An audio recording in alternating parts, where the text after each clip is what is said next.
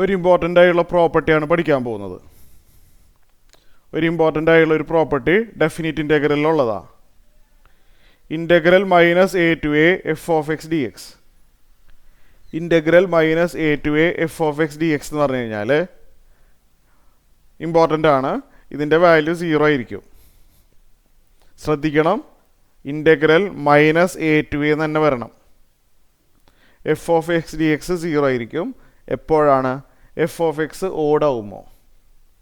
F of x odd function ആവുമോ?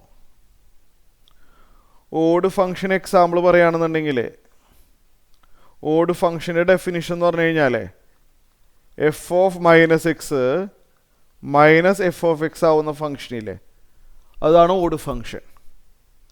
F of minus x minus f of x ആവുന്നുണ്ടെങ്കിൽ ആ function odd ഫങ്ഷനാണ്.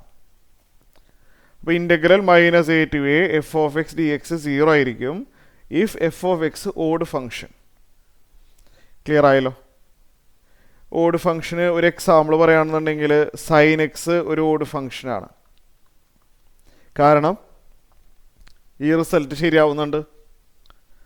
Sign of minus x equal to minus sine X.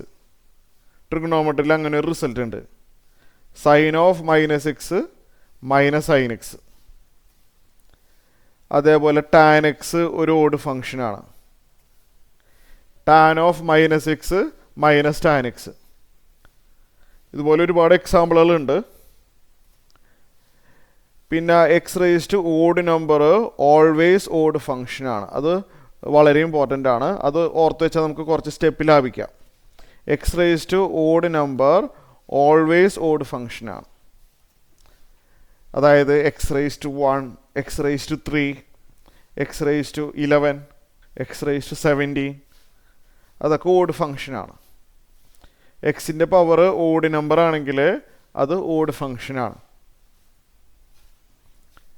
അപ്പോൾ first property clear ആയി. ഇനി integral minus a to a f of x d x equal to 2 times 0 to a f of x d x. 2 times 0 to a എന്ന് എഴുതണം. F of x d x if f of x is even. F of x even ആണെങ്കിൽ, even function എന്ന് പറഞ്ഞാൽ എന്താണ്?